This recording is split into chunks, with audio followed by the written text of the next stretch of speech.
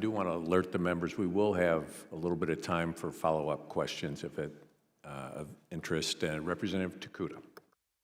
Thank you, Mr. Chair. Thank you all for being here today. A really quick yes or no question for all of you. Do you support bans in general based strictly on nationality? Not on affiliation, not on risk, but just nationality? Yes or no? No, not at all. We do not. However, Congress has passed with the NDAA 25, Section 112 prohibits country risk foreign nationals in the weapons laboratories. And so I want to be very clear that there is congressionally mandated. We will execute correction. And then citizenship is one factor in terms of evaluating risk. Just based on that, yes. I'm assuming it's a yes, but I'm hearing from you, Mr. Eisen, that we have precedent, legislative precedent. We have a legislative precedent that has directed the department to do this, and it is a risk factor. Thank you. Dr. Valdez? Right, we wouldn't, no, we don't support the restriction. Thank you.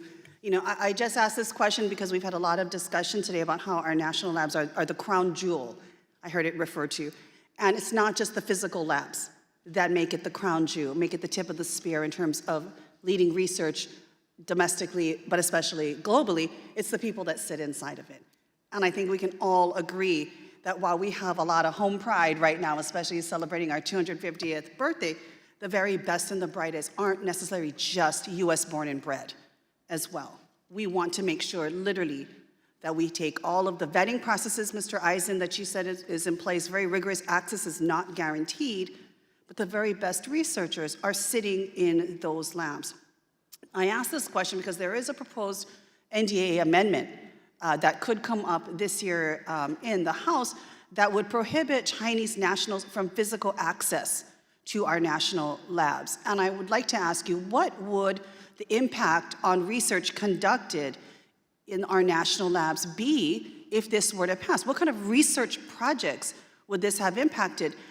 Chinese researchers make up not a nominal or minimal amount of researchers that are sitting in our national labs that need access, physical access to our labs. So if this NDA amendment were to pass, what would the impact be on research here in the United States? So I can't comment on any specific legislation, but I would say that I think it's very important as a first principle that the department has been congressionally mandated to execute missions in fundamental research, applied topics, as well as national security topics. This is what Congress has directed us to do. We operate at an environment of risk, and we have tools, as I've mentioned earlier, with the S&T risk matrix, our risk management framework to mitigate that risk. We operate in an environment of risk, and we have processes, procedures to mitigate it. Anyone else want to take a stab at this? We focus on behaviors and actions when we look at assessments of risk. So we look at all of our grants and look at the risks across the board and have those pulled out. So I think that's really important that we equally apply our risk assessment across the board. And likewise, our focus is on behaviors, not citizenship, ethnicity, or at all. So I want to make that clear.